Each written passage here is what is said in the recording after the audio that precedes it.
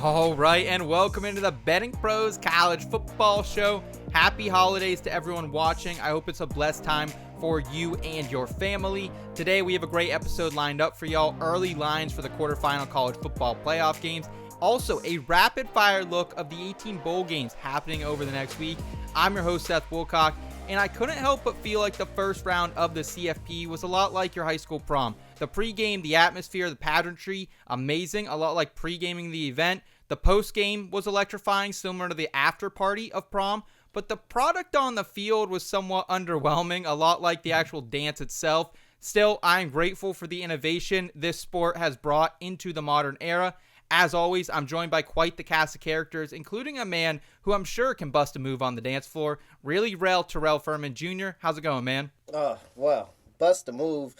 In certain aspects, yeah. In other aspects, maybe not. But nonetheless, I 100% what you feel like prom, the actual dance, was not the highlight of the night. And so I think that that's kind of what it was. Like, it really wasn't the highlight on the field, but it was all the discourse afterward and everybody like, oh, these teams didn't belong. This, like, oh, man, hearing everybody talk about Indiana and SMU all day long just for Tennessee to get there in the game of the night, the spot of the night, and Ohio State handle business. I mean, I was perfectly fine losing all day to get that kind of Ohio State win, plus a little, the pleaser cashed very nicely as well for Ohio State. So it was a good time. I'm right there with you, Terrell. We're also joined by our partner in crime, Scott Big Time Bogman. Merry Christmas week, Boggs. How are you doing today? I'm doing good. I had, my Steelers, my whole dad's side of the family's from Pittsburgh, going at the same time as the Longhorns, which should not happen, but it did. I survived it. The Longhorns survived. A scary comeback from Cade Klubnik and Clemson there, but ended up winning. And I am ready for the next round and for all these bowl games and for the holidays. And now my Steelers are playing on Christmas Day. You and I have to suffer through that. So I just put my games on Sunday, man. Give me Sunday. Yes. I don't like this. It's a whole day of the game. week. There's a whole day of the week dedicated to the NFL. Why are we taking more days? Yeah, this is not COVID. The last Wednesday game I saw the Steelers play was against the Ravens because of COVID after that Thanksgiving game. It doesn't feel right. It feels strange. It doesn't feel right, but more football is always not a terrible thing. So we're going to talk about some of it today. Thank you to everyone who watches and listens every single week. If you're watching here on the YouTube, please let us know your favorite bet for the college football playoff quarterfinals or the next slate of bowl games. We want to hear from you. And while you're here, please like this video if you enjoy this type of content and subscribe to the Betting Pros YouTube channel if you're new. And before we jump in, I did want to remind everybody about the BP Discord. Are you looking for a way to up your game in sports betting? Well, then join our exclusive sports betting Discord community at bettingpros.com/chat. Not only can you connect with some experts on the sports of NBA, NFL, MLB, NHL, NASCAR, player props, live betting, and more, but now you can also participate in our weekly community picks, cast your votes, and see how your picks stack up against the experts and track your success today. On New Year's Eve, we've got the VRBO Fiesta Bowl kicking off at 7:30 p.m. Eastern Time from Glendale, Arizona. The 6-seeded Penn State Nittany Lions are 10.5-point favorites against the 3-seed Boise State Broncos. Penn State comes off a dominant 38-10 win in Happy Valley against SMU in round one. The 4th-ranked total defense flexed its muscles in that game.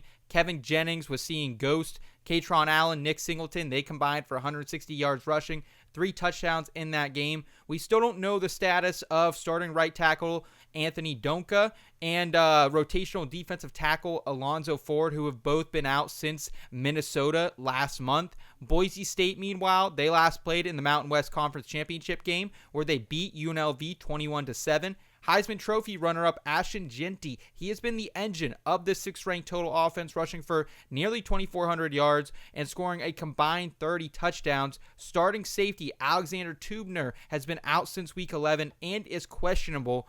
Boggs, do you have an early lean on the 10.5-point spread, or do you like the 52-point total, either over or under? Yeah, I don't have the best lean, but with how good Penn State looked last week, it's hard to pick against them.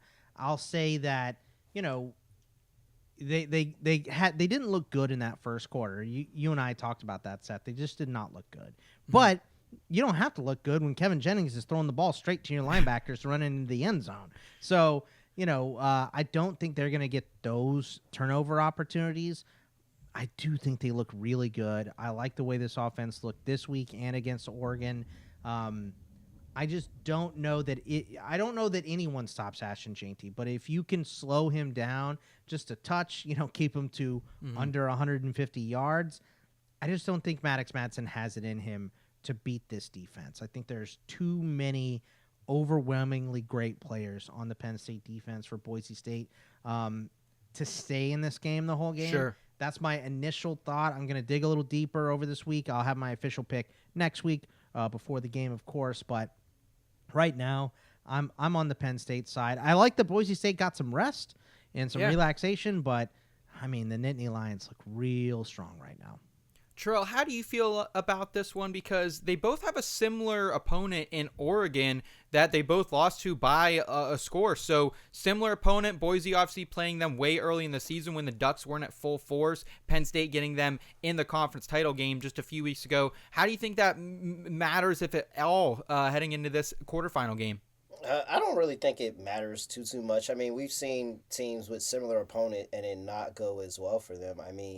Let's look at, Alabama and Tennessee there. And, Alabama did make the playoff, but they lost to Tennessee. They even lost to Oklahoma. We've seen similar opponents, and it kind of looked different for different teams. But, I understand the aspect of stopping Ashton Jeanty, but it is so much harder than it actually sounds. Because Oregon didn't do it? Yeah, Oregon didn't do it. Nobody did it. Not one single team did it. And every single team knew what was going on. They all said, we're going to make this a passing team. We're going to stop Ashton Jeanty. And it wasn't able to be done. And I think that's just a testament to Boise. So it's really hard for me to look at this line and sit here and say that, man, this team, I've seen this team compete with the number one team in the nation. I saw that happen. I know that they can go out there, they can compete in this game, and they have time to prepare. I think that the rest, all of that adds into it. And I'm just going to say that, no, you're not going to be able to stop the guy that's pissed off because he really thought he won the Heisman. He wrote his speech. He had a speech that was in his pocket ready to go, and he didn't get to say it. This guy's going to come out there. He's going to come out there like a full force. I'm all over Boise. I think they at least keep this game close. I really think Penn State got let off the hook early on in that game with Jennings and all the turnovers. That offense was slow, and I think Penn State still would have won the game without the turnovers. But I think that offense can't start off slow with Jeanty running the ball because you're going to have issues stopping him when you get to the third, fourth quarter and you're all beat up and he's still trucking along. So very, very concerned about how Penn State started that game, I will say. But I think that Ashton Jeanty and his group can keep this close. I'll say this too, Seth. I think that, the thing that Boise State really needs to do is to keep Penn State off the board early, right? Because if you get down by 2 touchdowns quick and you're passing the ball a little bit more, you're going away from your best weapon, right, which is Ashton Jeanty, and you're putting your quarterback at risk. We saw Kevin Jennings running around like a chicken with his head cut off. Now, he was fighting a huge crowd, the weather, a lot. So there was a lot going on for Jennings in that game. Also, turnover prone. Madsen is not turnover prone. But I don't know that anyone can be comfortable with Abdul Carter. Raining down on them. Abdul Carter is a difference maker. So is Sutton. So Durant is good on the inside as well. This defensive line is so good, and they have Kobe King, they have Winston, they have so many playmakers at every level on defense. That is my big concern, is that Boise needs to keep this game close for the entire game to have a shot to win at the end. I just don't know if they can. I know that Jeanty is going to be able to run. I know he's going to be able to score. He does it on everybody, right? Terrell is absolutely right that it's the other side of the ball that concerns me. But we've seen Drew Aller start slow. We've seen Drew Aller make mistakes before as well. We've seen James Franklin write up a bad game plan in an enormous game like this. So there's not a ton attracting me towards Penn State outside of just the dominance that they showed against SMU last week, the offense coming alive against Oregon. So I'm on Penn State right now, but let's see what this line does. If it gets If it gets bigger, I may flip to Boise State. We'll see. Okay. Yeah, and I think that's the whole thing with this game, right? It's how much can this Boise State offense stand up against this Penn State, specifically the defensive line? Like you said, they got Dennis Sutton, they got Zane Durant, they got Abdul Carter. It's hard to pick which one you're going to double when you have three guys up there who are NFL prospects. Plus, you got guys rolling around in the back end, the linebacker position, the Kobe Kings, the Dom DeLucas, the Tony Rojas of the world. Your whole Italian family is out there, gabbling them up for family dinner there. So I'm definitely, I think, leaning towards Penn State. But Boggs, do we have any indicator? I know it's super early. Any indicator of whether we will see line movement, because we didn't see a whole lot in the first round games. Yeah, I mean, right now, the tickets are pretty split on both the total and the side. So not showing a big lean one way or the other. We'll see if some money starts coming in one way or the other. We still have a long time before that game. Okay. The CFP action continues on New Year's Day, starting with the Chick-fil-A Bowl, which will be kicking off at 1 p.m. Eastern Time from the Mercedes-Benz Superdome in Atlanta. The 5th-seeded Texas Longhorns currently sit as 14-point favorites over the 4th-seeded Arizona State Sun Devils. It looked like Texas's first round game against Clemson was going to be a really big blowout, but Cade Klubnik, as you alluded to, Boggs, really had what I would determine the game of his life. Great story. He's a Texas kid, came back home and proved to be dangerous down there. Final score ended up being 38-24 in favor of the Longhorns, but they did not escape without injuries. Wide receiver Isaiah Bond did not even suit up in this one. Right tackle Cameron Williams, he was injured, as was center Jake Majors. He was banged up, but he was moving around on the sideline, so I think he's a little bit fresher. As was starting running back Quintravion Wisner, he was also taken out of this game, did not return. We last saw Arizona State, meanwhile, blow out Iowa State 45-19 in the Big 12 championship game. And much like Boise, running back Cam Scatteraboo, he is the engine of this team after going for over 2,000 total yards, 22 combined touchdowns this season. Their leading wide receiver, Jordan Tyson, is going to be out of this one most likely. He has a collarbone injury. Terrell, do you have an early lean on the 14-point spread or the 52-point total currently? Not really. I think that as I go along, we'll see how I feel a lot better about Cam Scatteraboo in this game. I think that's really going to be the X factor here is, are they going to be able to get anything on the ground against that Texas defensive front? Very, very solid defense. But, I mean, laying 14, I mean, they beat Clemson by 14. So it doesn't make me feel the best to sit here and lay 14 here just with the small, little, minute things that could go wrong for Texas. I do think Texas wins this game. I think Texas wins this game. I think Texas moves on to the next round. But by 14, I'm not 100% there yet. We'll see how I feel by the end of the week or next week. Okay. Boggs, what about you? I mean, I don't like that Bevo's not going to be there again. Let's figure this what out. am I doing? All over Arizona State here. All over Arizona State. Bevo's not here. That's the biggest factor, of course. Everybody knows. No, I think that this is a tough matchup for ASU. Really, this is a nightmare matchup for ASU. You have, one of the best run-stopping teams in the country against a team that runs the ball a lot. Your number one wide receiver, Jordan Tyson, is out. He's not going to play in this game. He's probably done for the year. So, you're going to have to depend on Leavitt to make some plays. And I just don't think that he has what Cade Klubnik had in him, right? So I think it's a pretty similar matchup to what we saw, but on the opposite end where Clemson throws, and that's a good matchup for Clemson. This team runs, and that's a bad matchup for Arizona State. So I really don't like that on the offensive side for Arizona State. The defensive side also, they just put no pressure on the quarterback this year, Arizona State. Like they cover well. They cover real well. So if they can get some turnovers, they can stay in this game, right? Especially if they can get a push on the line against the Texas defensive line, which I don't expect to happen, but it can. I mean, look, Florida was the only team to put up 300 yards on Texas all year until this game against Clemson, and Clemson put up over 400.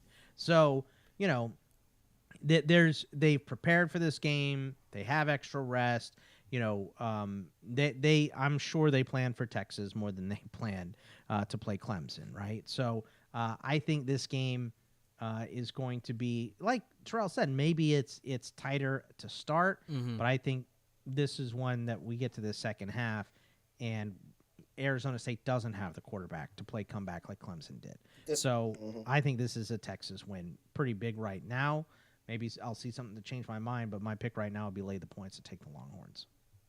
Okay. Yeah, it's interesting because Phil Maffa was banged up in that game against Clemson, and they were still running very well against Texas. And I was like, pretty much after the first quarter, I was like, yeah, my my under's not gonna hit this one, because it felt like Texas defense, Terrell, just didn't really show up, and that's what I was kind of expecting from that performance. Yeah, and I think that it's pretty much like Bog said. I think that Klubnik through passing the ball through the air really was able to get it done, and it's that running the ball through the running back and getting those run schemes that you've seen all year against all these other different teams. That's going to be tough for them against this Texas group. Now, that's unfortunately, I have to decide, hey, do I just trust Cam Scottaboo, who is 5th in Heisman voting, to just go out there and be him and be good against this front? Or am I saying that Texas is going to dominate the line of scrimmage and make it tough on them? So, super duper tough. Glad I don't have to make a decision right now, and I can push it off for a little bit more. Yeah, procrastinating is what I like to call it. So I'm there with you. A lot of offensive and defensive line matchups that I think are going to decide these games in the second round. And before we continue, I did want to remind everybody to please join our college football podcast group. You can sync your picks and use the quick pick feature on the BettingPros sports betting app to get a chance to win some free prizes. Elevate your betting strategy and join the conversation today at bettingpros.com/college. The Rose Bowl will get underway in Pasadena, California at 5 Eastern time on New Year's Day, with number 1 Oregon currently 2.5-point dogs against the 8th seed Ohio State Buckeyes. OSU took care of business this past weekend, winning 42-17 over Tennessee in the shoe. OC Chip Kelly got his playmakers in space finally. They combined for 473 yards, coming by way of Travion Henderson, Judkins, Emeka Ibuka. Jeremiah Smith found pay dirt twice as well. The defense was overwhelming. Captain Jack and the boys were ready to go, holding the Vols to 3.7 yards per play in that matchup. Oregon, meanwhile, last time we saw them suit up was the Big Ten championship game, where they beat the Nittany Lions 45-37, putting up almost 500 yards of offense in the victory. No new injuries or opt-outs for either side here, but this line is a bit perplexing, given that the Ducks did beat Ohio State by 1 point in Eugene back in October. Boggs, how do you see this shaking out here? We got 2.5 on the line. Also, we have a total of 53.5. Do you think we see movement either way? I don't think so. Right now, I think that, maybe we see movement, but it is so down the middle right now. In terms of tickets, it's literally 50 and 51%. So it is right down the middle. The money is a little different. Big on the over for the money, which I kind of agree with here. And the reason I agree with it is because what we saw from Will Howard in this offense against Tennessee. This is a neutral site. I think that is a big reason why, yes, Oregon won. But, if Will Howard slides half a second early, do they get a field goal off and win that game or tie it or whatever? You know what I mean? Like, it was a super tight game.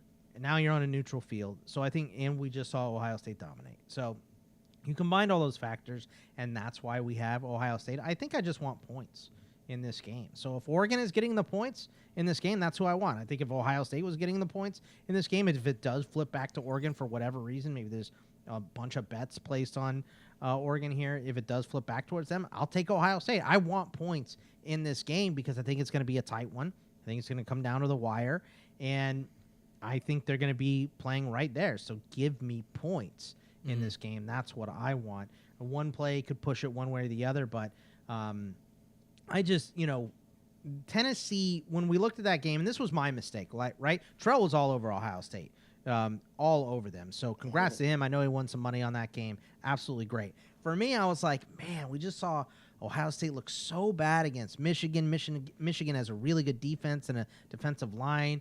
Are we going to see that? But we saw Ryan Day go, what am I doing? Let me just scheme up for my guys, not against a certain opponent. And they went out there and stomped them. So for me, I think I want points in this game. I think Ohio State comes, like my gut is telling me Ohio State's going to win it.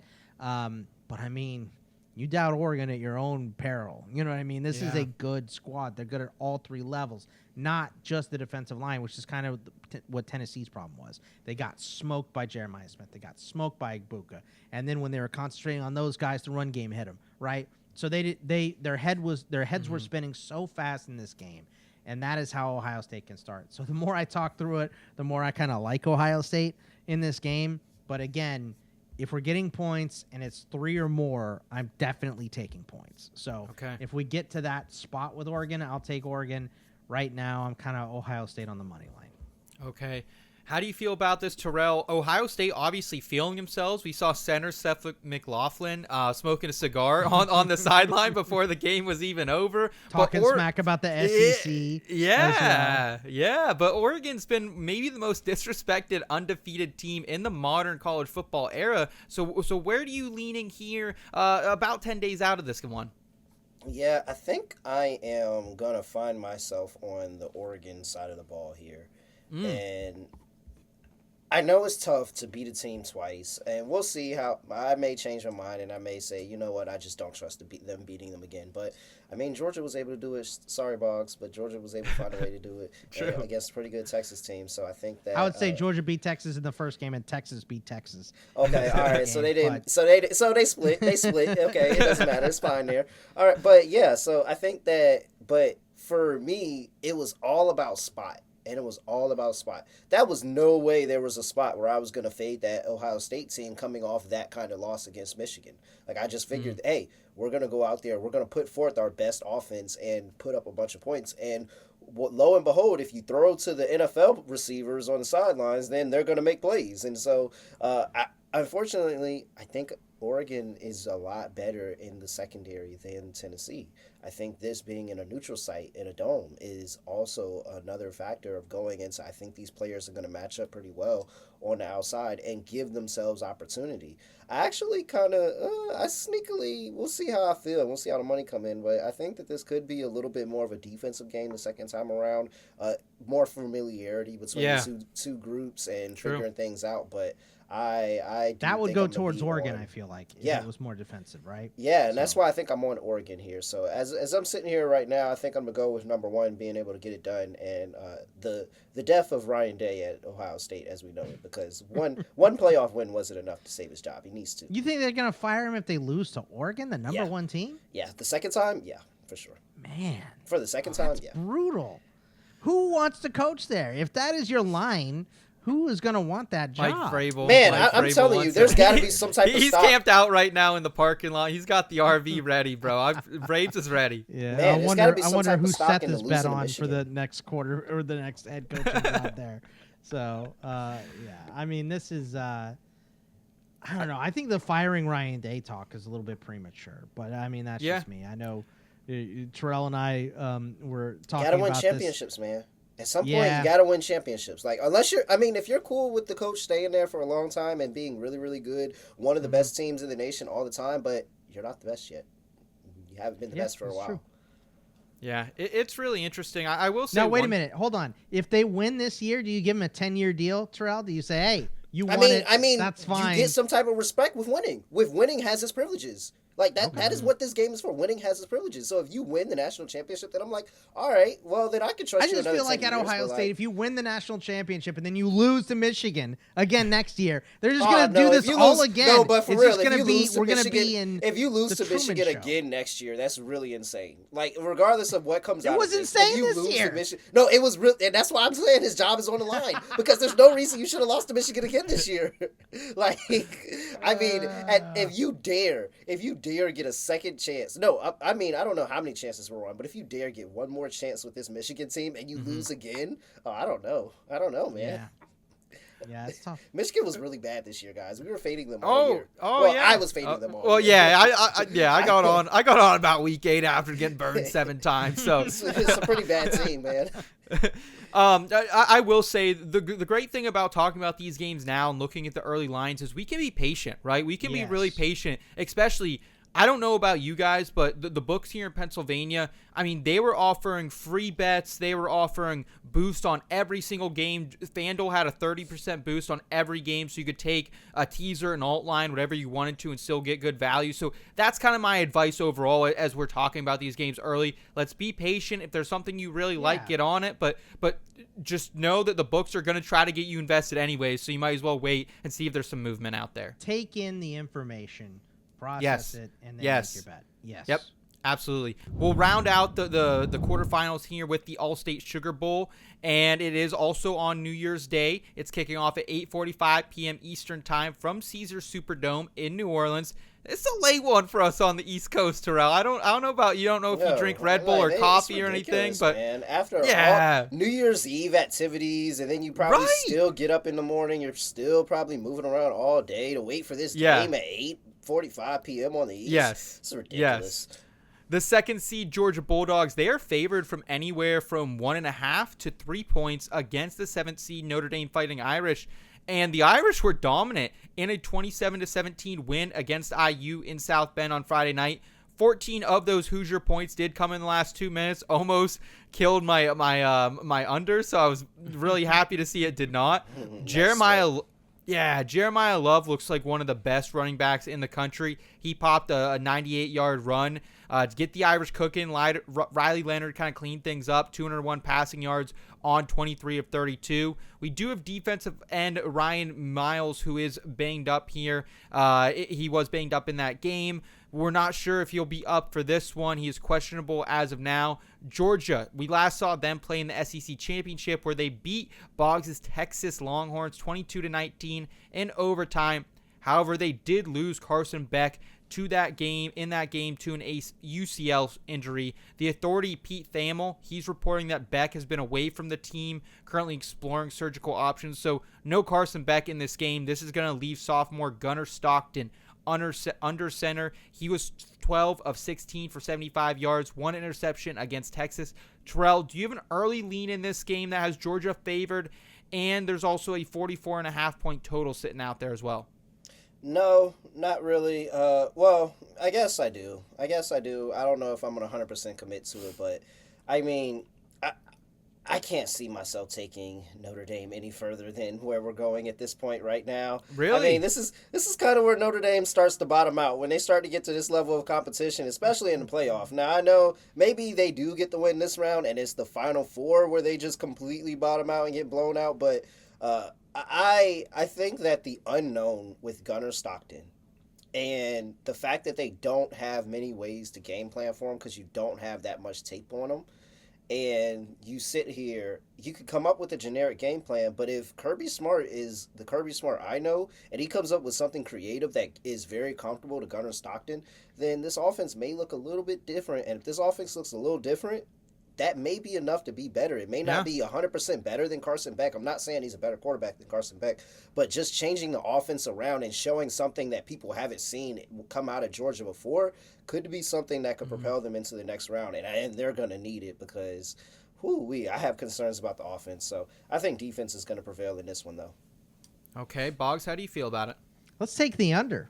Right? Let's go under this total, especially the money and tickets right now are on the over. So especially if it bumps up just a little bit as well, let's wait and see where this goes. And let's take the under because like Terrell said, like Georgia knows they have their second string quarterback. We don't know what we're going to get out of him. They know that. So they're depending on the defense. And by the way, Georgia has won all year with subpar quarterback play, right? Mm-hmm. Carson Beck, he won them the Alabama game in the second half, and he's had other good games, but I mean, they had to scrap to beat Tennessee. They had to scrap to beat a bunch of teams. Texas in the second half, it was all about Texas making mistakes and missing field goals and stuff. So they've won with bad quarterback play all year.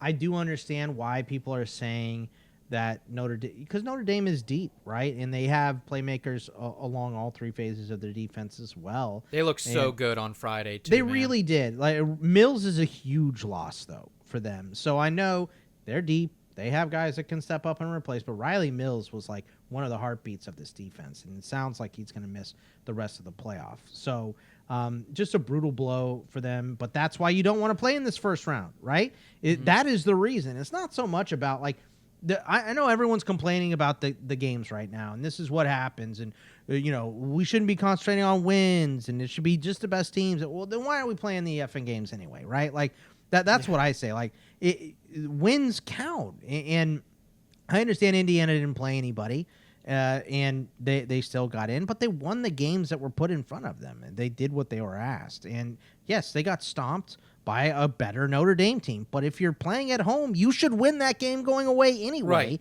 in the playoffs. So I think the results look bad, but that's what we're supposed to get. They didn't look much different in the first round of the 14 playoff, right? And maybe they won't in even in the championship a couple years ago with TCU too. Oh, yeah. Yeah. So I mean, there are going to be mismatches across all rounds.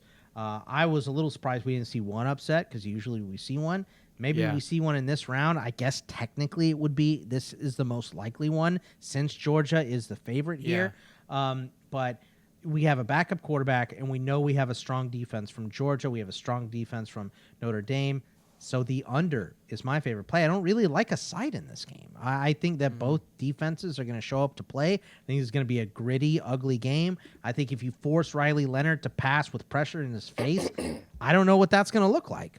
So for me, the under is going to be my play. Okay. And before we continue, I did want to tell everyone about Fast Break Bets. If you like betting on basketball, well, then come join host Terrell Furman on the Fast Break Bets podcast. It's your daily dose of basketball betting in 15 minutes or less. Tune in every single day for your rapid-fire fix of all things basketball, from the W to the association to college basketball and more. Catch the program right here on the BP YouTube channel or wherever you get your podcasts. All right, guys, it's time for some rapid fire. We got 18 bowl games happening between now and our next show, starting with South Florida against San Jose State in the Hawaii Bowl, Tuesday, December 24th at 8 p.m. Eastern Time. Terrell, do you have a lean here? And what a great bowl game. I would love to play in the Hawaii Bowl. Get a free trip down to Honolulu? Oh, yeah, absolutely. And I'd be all over it. And I mean, just for the trip and the travel aspect, I'm all over San Jose State here. San Jose State, I mean, easier travel spot for sure. I think they got less beat up in the portal as well. So I'm definitely all over San Jose State. Get it done here, lay a number. Boggs? I'm going to go with the over. I believe it's 62.5 in this game. These teams both play at a high pace. I don't know if Byron Brown is going to play. It doesn't look like he's going to. He's questionable in this game. But Nick Nash, I think, has said he's going to play. Everything could be different by the time we get there. Of course, NFL future. He may rethink that. But right now, with both these teams being fast-paced, a lot of portal stuff going on here for all of these games. But I think I like the over here. A lot of people on the internet thought Nick Nash should win the Biletnikoff, and we're throwing out his stats out there. So I don't know about that one, but I like the sides here. I would also probably go with San Jose State. Moving forward, we got Pittsburgh and Toledo, the Game Above Sports Bowl, Thursday, December 26th at 2 p.m. Eastern Time. Pittsburgh and Toledo. Who you liking here, Terrell? This is too many points for me. I mean, this game just is a disgusting bowl game here between Pitt and Toledo. So many opt-outs for Pitt. It's insane. Yeah, I can't lay points for Narduzzi and that many opt-outs. Give me Toledo in the points. Boggs? Same. I'm going Toledo in the points. Too many opt-outs. Eli Holstein is out. Nate Yarnell is transferring. I just think, Toledo is pretty clean right here in terms of opt-out. So give me Toledo in that defense. Rutgers versus Kansas State. It's the Rate Bowl on Thursday, December 26th at 5:30 p.m. Who you liking here, Boggs? I mean, I don't really like this game because I like Schiano. I like Kleiman. They're both good in bowl games as well. I'm going to take Rutgers plus the points. I'll be eyeing to see if there's more opt-outs here in this game because there's not a ton that I'm seeing for Rutgers right now. There's more for K-State, so that's why I'm on the Rutgers side. If we see more, maybe I'll switch, but right now I'm on Rutgers plus the points. Terrell, you've been kind of fading K-State on the road at times this season. This isn't a true road game, but a neutral site. How do you feel about them here? Yeah, I'm 100% fading K-State here. Come on, it's the Golden Guidos, Greg Schiano. Like he's the guy, man. Very good bowl record as well. Giving me a touchdown in Greg Schiano. Yeah, I feel pretty good about that. He's gonna coach this team up. No DJ Giddens in the running back room for Kansas State. He's opted out for the NFL. And yeah, just prove to me that Avery Johnson is a good quarterback. Just prove that to me. But I don't think he's 6 points better than his Rutgers squad. No way. Yeah, I'm really curious. I always like to Sprinkle on the money line. Money line. Okay. This is a money line. Okay. Bet. This is a money line play here. I think Rutgers wins this outright. I mean, these bowl games are weird, man. Especially with some of these players getting paid now. They may play a half and then get benched. So bowl games are weirder now than they ever have been. Yeah, especially like I always love seeing these different conferences clashing here. Big 12, usually an offensive identity conference against the Big 10. And I know Rutgers is kind of the little brother out here, but still excited to see if Avery Johnson can prove it against a better defense than what he's been playing against a lot of this season.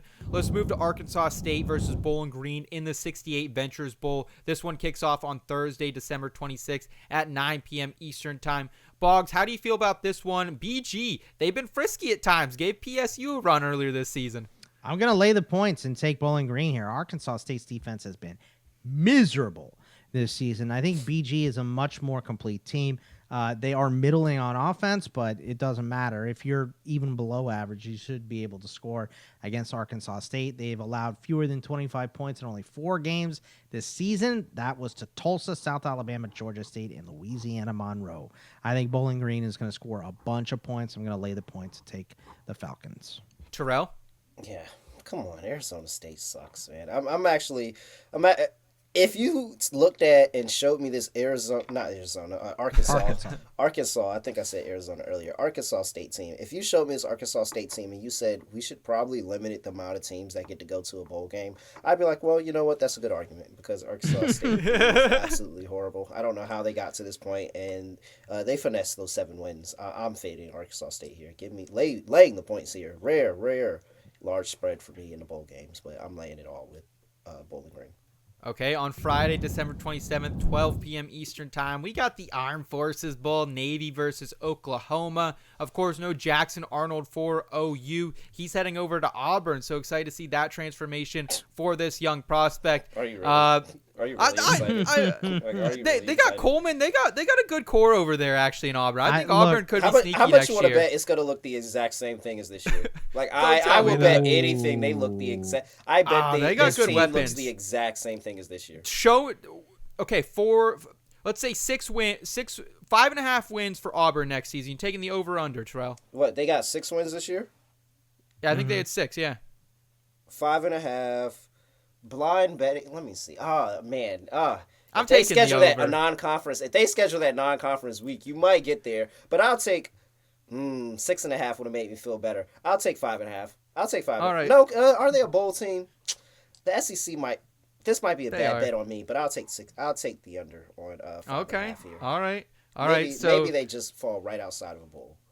So Terrell obviously not liking Oklahoma here. I don't think either. Do you like them now that they are rid of Arnold? Yeah, I mean, they got rid of him. That's pretty all right. So the thing here with Oklahoma is, one, they get the time to prepare for the triple option, which actually really means a lot here. And it's also, I think that everybody on this team is auditioning to try to be a part of this team next year. And I think that's where the opt-outs, and sometimes I can kind of see where, hey, this team may have a bunch of opt-outs, but a lot of players on this team have a lot of motivation. Brett Venables looks like he's going to be there for another year, and he's really trying to put together that roster, and it seems like this is going to be do or die mode next year of really trying to figure this out and move this team forward. So I think that everybody is auditioning for next year, and I think that's going to mean a lot. So I'm with Oklahoma, actually.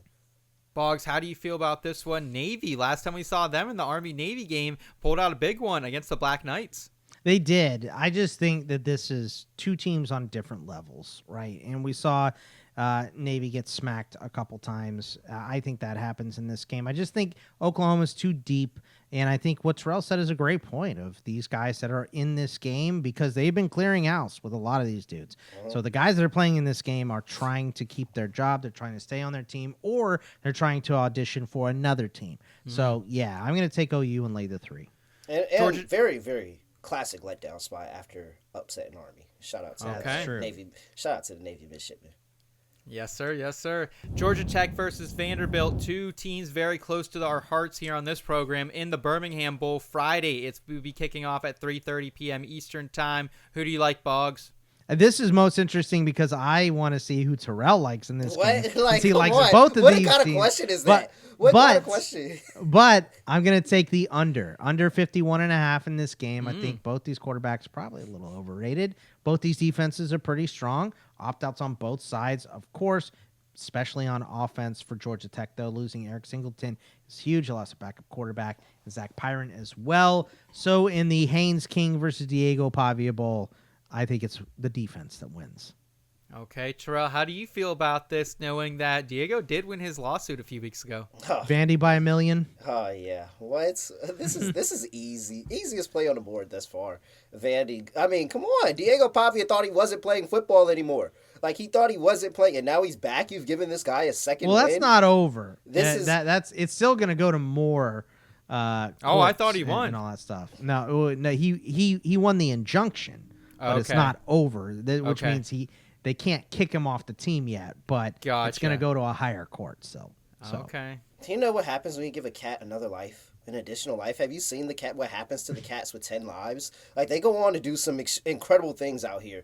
Diego Pavia is going to absolutely handle business here. I mean, and Haynes King, yes, I get to fade Haynes King and back Diego Pavia. Yeah, absolutely. The line is the key thing. Getting the plus points with Vandy was everything in the world. Vandy all the way. Okay, we also have another game I think you'll be interested in here, Terrell. Arkansas versus Texas Tech in the Liberty Bowl. This is on 7 p.m. Eastern time on Friday night.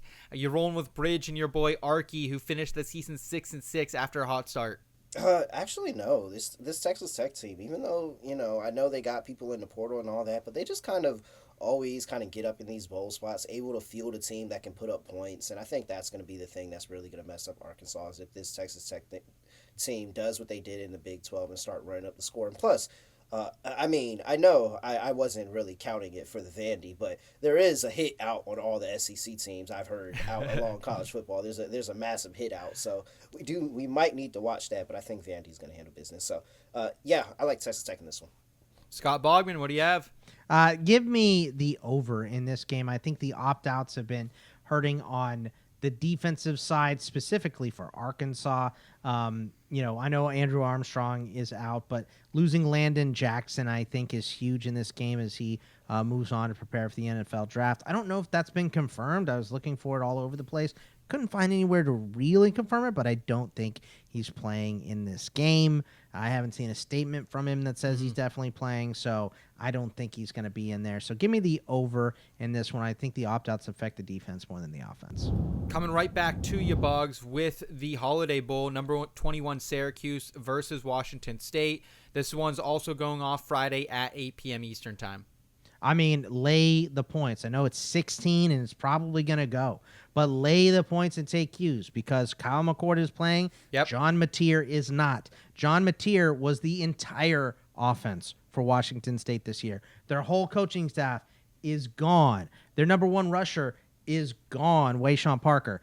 Chris Hudson, their number 2 receiver, is gone. There are so many missing pieces. This is not the same team coming to play this bowl that got to this bowl. So for me, it's the same team for Syracuse. It's a completely different, dismantled team for Washington State. I'll lay anything up to 21. Terrell, you also backing the orange? Yeah, I will yield my time to tell you why I'm backing the orange, to just tell you about this. Fran Brown is leading what college football should be, and everybody should try to model Fran Brown. And Dion, we'll talk about him later, and some of these other teams.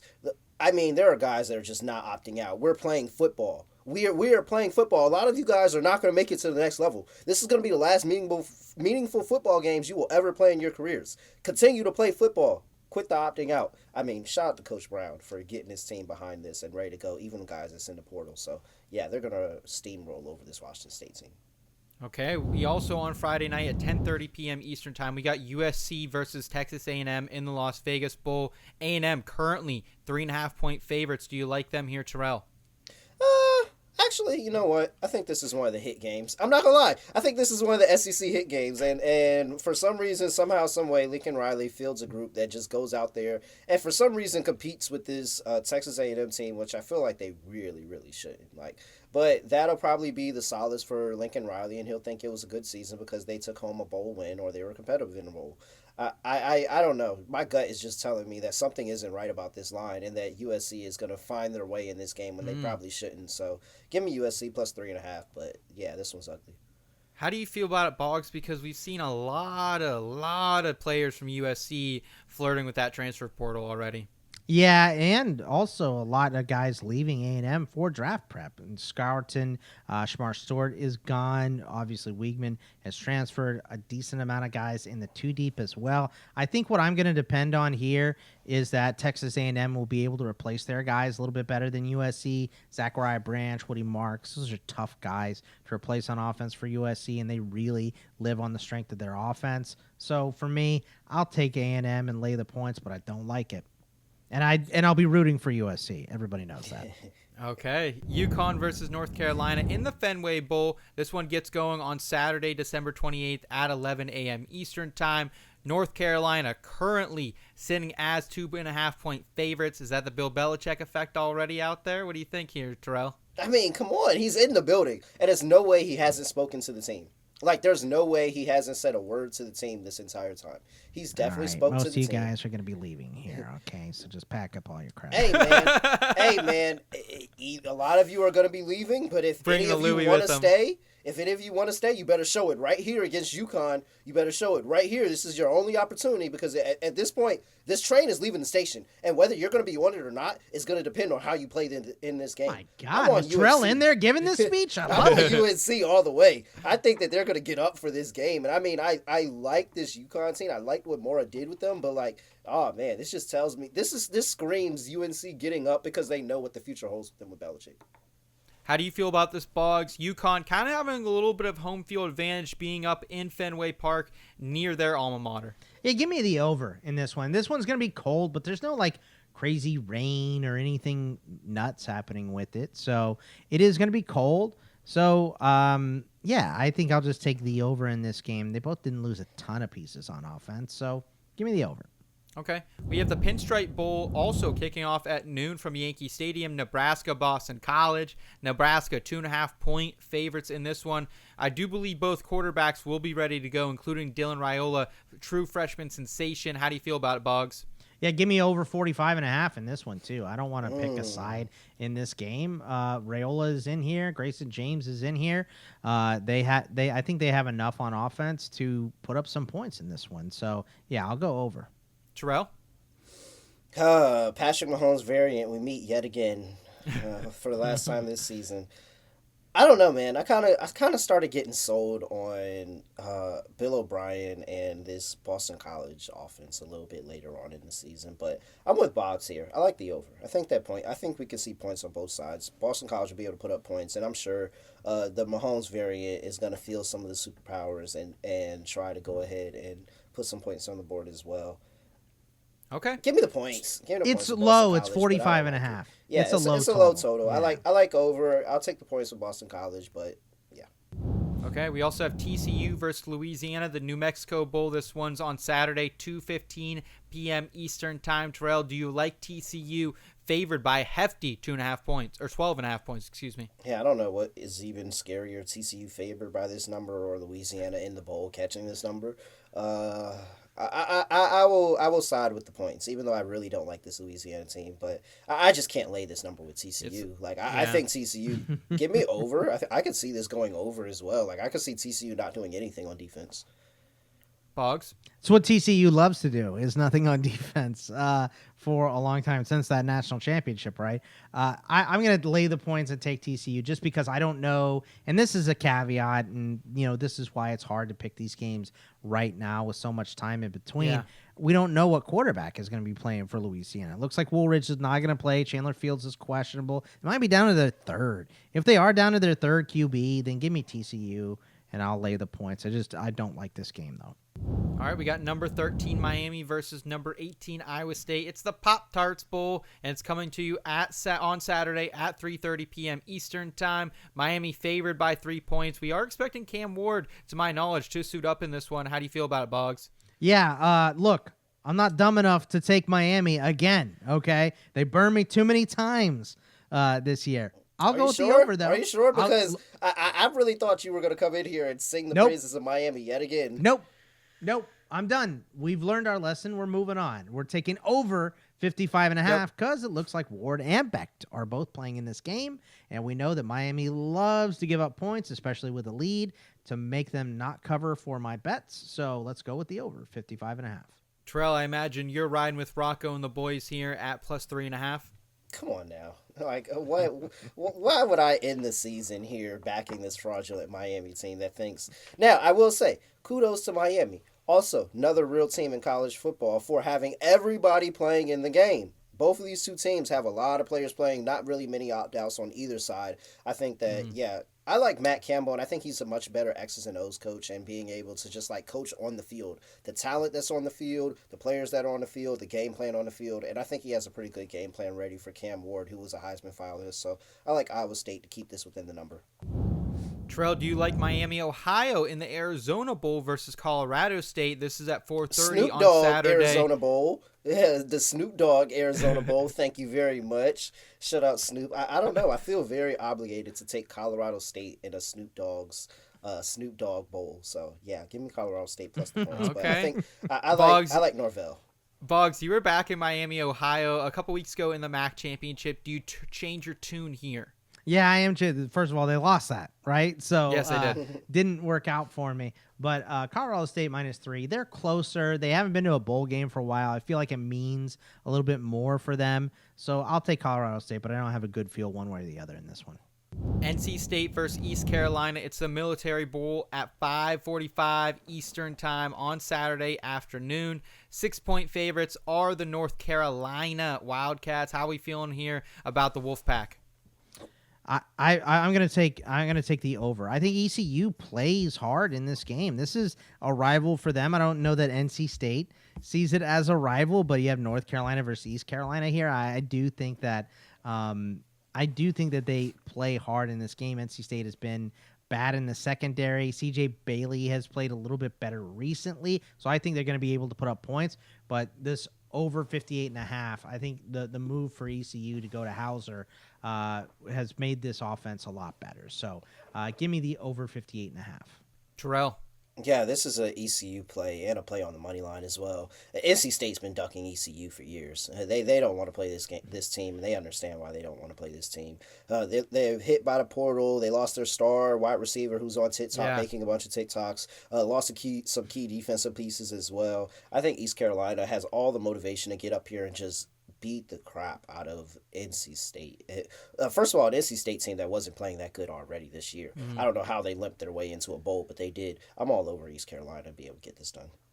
Also on Saturday, 7:30 p.m. Eastern Time, BYU and Colorado meet in the Alamo Bowl. How do you feel about this one, Terrell? Colorado currently 5-point favorites against those BYU Cougars. Another team that's playing everybody here in Colorado. And I mean, I think they got the little chip on their shoulder. I think they got the edge. I think they felt it a little bit more that, hey, man, we could have went into the Big 12 championship game, maybe found ourselves in predicament and really been able to make some noise in the college football playoff. I think that Travis Hunter, Shador Sanders, this is all going to be an NFL combine tape on offense here for Colorado. So I like Colorado to be able to get this done. Boggs, do you like a side here? Maybe an over on that 54.5-point total? Let's just lay the points and take Colorado. If they're at full strength, I like them. And this is what could have been in the Big 12, right? So maybe a redo of the Big 12 title game here. But with these teams, I'm gonna lay the points and take the Buffs. Independence Bowl, number 22, Army versus Louisiana Tech. Keep in mind, Marshall was supposed to play in this game. They had to back out of it. Didn't have enough players after getting ravaged by the portal. This one will be on Saturday at 9:15 Eastern Time. To their own fault. It was their fault. They didn't offer their coach another for no reason. Didn't offer their coach that just won them the conference another contract. I'm sorry, I didn't mean to interrupt. No, it's okay. But it's their own fault why they didn't have players to field the team, and then they don't admit it to the point where Army almost lost the game. Army didn't even have a team. They went out there and begged La Tech to go play this game, and now La Tech players went off campus, came back to campus, and now prepping for a game. I mean, by the way, lay all of the points with Army here. That's nothing. I mean, lay everything. But it's Marshall's fault. Like, you knew that you weren't going to have a team to first of all, there's other teams. Sam Houston State played less players and still played in their bowl game. You just didn't want to play in the game because you did your coach wrong. He took the whole coaching staff with them, and you didn't have anybody to coach the players that you had. Like, oh, man. So over this Marshall team. I can't wait till next season. I'll be fading Marshall whenever we talk about them on the show. Lou Tech, how do you feel about them? They're 5-7, so a team that doesn't deserve to be in a bowl game. I think that's them, Boggs. Yeah, I mean, it's Army. Lay the points. They're going to stomp La Tech. And, maybe they pull up at the end because, La Tech agreed to play this game. Maybe they do the 10-minute quarter bit or whatever. But this is going to be destruction. Even without Kanye Udo, I think Army rolls here. Number 19, Missouri versus Iowa. This is the Music City Bowl. This will be on Monday, 2:30 p.m. Eastern Time. Iowa currently 3.5-point dogs. Talking about it, Terrell. What do you got? Oh yeah, I mean this is SEC hit list number one. Iowa coming in here and just making sure that Mizzou doesn't score any points imaginable at all. Like, I could see them. This is that annoying guy that's playing the pickup game, that's playing defense way too hard for a pickup game. That's me. And you don't need to be doing all of that. That is Iowa in this game. They're going to smother Mizzou defensively, and I think that Kirk Ferentz will do enough. Yeah, I like Iowa to go ahead and get a win outright. I'll take the points for sure. I'm a 3-and-D guy. Chill out. I'm a 3-and-D guy. Sometimes when you don't contribute a lot to the offensive side, other than jacking up the occasional 3, you gotta D up, Terrell. That's what I always say. I like it. How do you feel about this one, Boggs? Under. Let's go under. No Caleb Johnson, no Luther Burden in this game. Two strong defenses, not losing a ton in the portal. Right now, we'll see by the time we get there. It may be a different story. But, give me the under 40.5 in this game. Let's get back to some classic Iowa football of, let's run the ball. Let's hold the ball. Let's not give them the ball and stop them when they're on offense. Let's do that. So I think both sides can play. I don't really love a side here either way. I think Missouri's defense is completely underrated. Everybody talks about Luther Burden, Brady Cook, and everything on that offense. That defense has been playing strong all year. So I like both defenses here, so give me the under. A final note on these games, everyone. Just make sure we're keeping our heads on some swivels. We're looking around. We're seeing who's inactive, who's ready to go in this one, because it can change some lines down to the very last minute. So wait on these as late as you can. There should be some boosts coming out this weekend for the weekend games as well. I'm sure that the sportsbooks will want us invested. But that's going to do it for us today on the BettingPros College Football Show. Thank you all so much for watching. We will be back next week with another episode. Until then, please like this video if you enjoyed it. Subscribe to the BettingPros YouTube channel and the podcast feed. Plus, download the BettingPros app and sync your sportsbooks today. For Terrell Furman Jr., Scott Bogman, and everyone here at BP, I'm Seth Woolcock. Merry Christmas, y'all.